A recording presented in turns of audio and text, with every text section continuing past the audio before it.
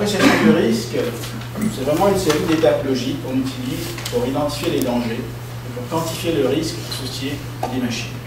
Vous avez ici un schéma inspiré de la norme ISO 14121-2 et notre projet, en réalité, se concentre sur l'étape d'estimation du risque. Alors, c'est quoi le risque pour nous? Le risque est défini comme la combinaison de la probabilité d'un dommage et de la gravité de ce dommage. Okay. Alors, le risque est constitué de deux paramètres principaux et de trois paramètres auxiliaires. Et quand on parle d'estimation du risque, en réalité, on essaie de quantifier tous ces paramètres principaux ou secondaires pour arriver à un chiffre pour le risque. Les outils d'estimation de risque se présentent sous des formes très différentes. Okay. Le nombre de paramètres utilisés dans ces outils varie, et aussi les définitions de ces paramètres varient. En 2006, Joseph Jean-Pac, François Gauthier et les chercheurs de l'INRS ont publié un rapport sur le sujet. D'ailleurs, plus d'une centaine d'outils ont été répertoriés, analysés, codifiés, caractérisés. Alors ici, vous voyez que les outils sont classés par rapport à leur famille, mais aussi par le nombre de paramètres utilisés et le nombre de niveaux ou indices de risque. Les objectifs de notre recherche. Premièrement, on voulait analyser les différents outils. Pourquoi? En regardant les paramètres, mais aussi leur structure, leur architecture. Concrètement, c'est-à-dire pour les paramètres, nous parlons de définition des paramètres, du nombre de niveaux ou seuils de ces paramètres, définition des niveaux ou seuils, en gros, pour les indices de risque. Au niveau de la structure des outils, on parle de nombre de paramètres, nombre d'indices du risque.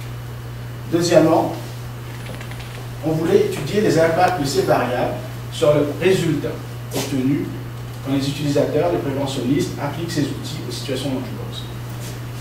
Et troisièmement, on voulait proposer des principes de construction, de design, d'outils d'estimation de risque. Parce que ces principes n'existent pas. La méthodologie utilisée pour atteindre ces objectifs vous est présentée ici. Alors, nous avons formé un échantillon d'outils. Lors de la première étude, 108 outils et méthodes avaient été répertoriés. On a choisi 31 outils. Nous avons construit ce qu'on appelle des échelles d'équivalence pour les différents paramètres, pour pouvoir comparer des paramètres qui sont définis différemment pour avoir une base référentielle, un banc d'essai. Nous avons formé aussi un échantillon de situations dangereuses pour pouvoir appliquer ces outils. Parce qu'une analyse purement théorique sur la composition de l'outil ne suffit pas. Il faut vraiment voir les impacts de ces variables sur l'utilisation.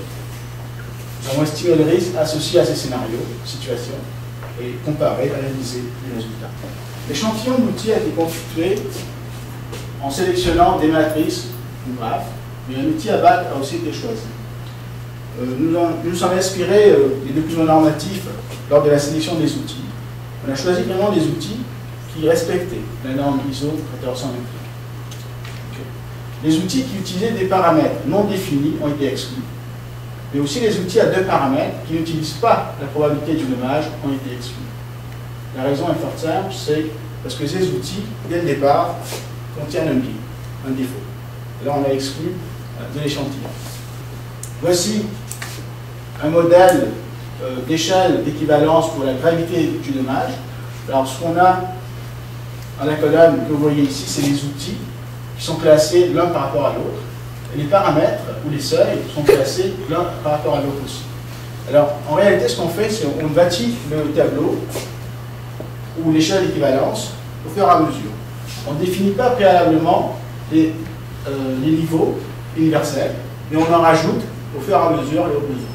Et ce que vous voyez ici, c'est la façon que la gravité du dommage dans ces différents outils sont formulées. Nous avons aussi établi des échelles d'équivalence pour l'indice de risque. Le pourquoi, on est fort simple, c'est parce que différents outils possèdent différents nombres ou seuils pour les indices de risque. Nous avons aussi appliqué ces outils à des situations dangereuses. Alors, pour chaque scénario, il y avait une photo, description de l'activité, information sur le phénomène, situation, événement, etc., qui nous permettait d'estimer le risque. En réalité, en faisant cela, pour contrôler les incertitudes, on focusait uniquement sur tout ce qui est des erreurs intrinsèques à l'outil. Alors, l'application de trois outils au scénario qu'on a vu précédemment nous donne des échelles d'équivalence qui varient quand même. Ce qu'il faut retenir là-dedans, c'est que si c'était un monde parfait, j'utilise 40 outils ou 31 outils, j'essaie d'estimer le risque associé à un scénario, on aurait dû avoir le même résultat. Et ce n'est pas le cas. Alors, quelques résultats, très rapidement. Au niveau de la gravité du dommage, on s'est rendu compte que plusieurs outils ne définissaient pas les paramètres comme il faut. On parle de consequences, severity, mais conséquences de quoi, gravité de quoi, on ne sait pas. Est-ce que c'est du dommage matériel ou c'est du dommage vraiment physique, blessure ou atteinte à la santé? Pour un utilisateur, ce n'est pas évident. Au niveau de la probabilité du dommage, on soulève que, par exemple, la fréquence d'occurrence de quoi? C'est pas clair. Pour la majorité des outils, on s'est rendu compte que le nombre de niveaux utilisés variait de 3 à 5. Mais nous avons aussi trouvé dans l'échantillon 2 outils ou plusieurs outils qui n'en avaient que 2. Et vous allez voir plus tard l'impact que ça peut avoir sur les résultats de l'outil. Plusieurs outils définissaient les paramètres par un mot. Des fois, c'était un assemblage de mots et de termes aussi imprécis. Par contre, nous avons d'autres paramètres dans les outils qui définissent, par exemple, la probabilité de l'événement dangereux de façon très détaillée. Et là, on en trouve de tout. Des fois, des paramètres qui sont définis de façon très bref, puis d'autres, des définitions qui sont très longues, qui peuvent parfois se contredisent aussi. Des incohérences dans les définitions des seuils pour les paramètres ont aussi été décelées. Aussi, il existe une certaine incohérence entre la terminologie ou la description du paramètre comme tel, du niveau, et la description qui est donnée. Au niveau de la probabilité du dommage, les termes sont définis différemment. Une autre observation, on s'est rendu compte que plusieurs outils contenaient des trous ou des discontinuités dans les échelles. Le résultat concret de tout cela, c'est que l'utilisateur de l'outil va choisir les seuils. Ça peut varier de ça ou là. Bref, en analysant l'échantillon des 31 outils, on s'est rendu compte que pour nous, ça nous prenait 8 niveaux universels pour capturer toutes les nuances ou les variations au niveau de la gravité du dommage. Par exemple, S1, égratignure sans premier soin, allant jusqu'à S1 à S8, multiples décès multiples. Idem pour la probabilité d'occurrence du dommage, on s'est rendu compte que ça nous prenait 7 niveaux pour pouvoir établir une certaine équivalence pour tous les outils. La fréquence d'exposition, ça nous prenait 8 niveaux. La durée d'exposition, 5 niveaux. La probabilité d'occurrence de l'événement dangereux, 5 niveaux. Et la possibilité d'évitement du dommage, 6 niveaux. Après avoir effectué une analyse détaillée des paramètres, nous avons construit l'analyse sur l'application de ces outils comme tel. C'est-à-dire voir l'impact de la structure de l'outil sur les résultats. En gros, ce que nous avons ici, c'est les 20 situations, les 20 scénarios, qui sont classés comme étant des scénarios à risque très faible, élevé, très élevé. Mais aussi au niveau des outils, on détecte qu'il y a certains outils qui ont tendance à sous-estimer le risque systématiquement, d'autres outils qui donnent des résultats qui sont plus ou moins corrects, et d'autres outils qui surestiment le risque. Alors, dans l'échantillon, nous avons identifié 9 outils qui, systématiquement, avaient une tendance à sous-estimer le risque.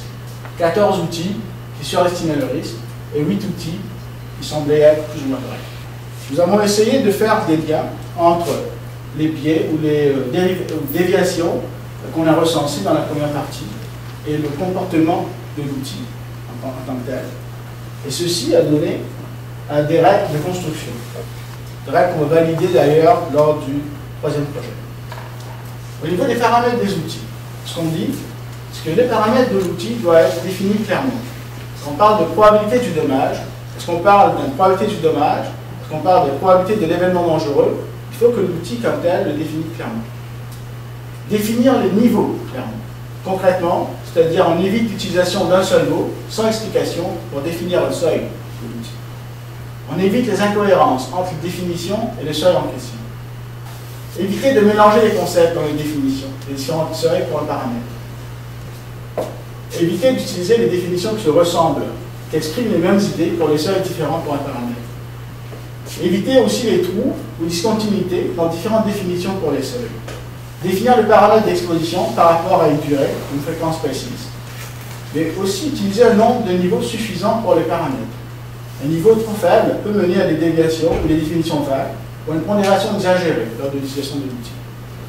Au niveau de la structure ou l'architecture de l'outil, ce qu'on suggère, c'est d'utiliser 2 ou 4 paramètres, et non 3 paramètres. Et faire attention, parce que l'exclusion de paramètres tels que la probabilité de l'événement dangereux ou la possibilité d'éviter le dommage peut mener à une surestimation du risque. Et je m'explique. En ce cas des machines, quand on parle de l'utilisation d'alarmes sonores pour éviter un accident, la signalisation pour éviter un accident, l'impact se joue sur la possibilité d'éviter le dommage. Alors si ces outils ne contiennent pas ces 2 paramètres, le risque résiduel va être trop élevé à chaque fois.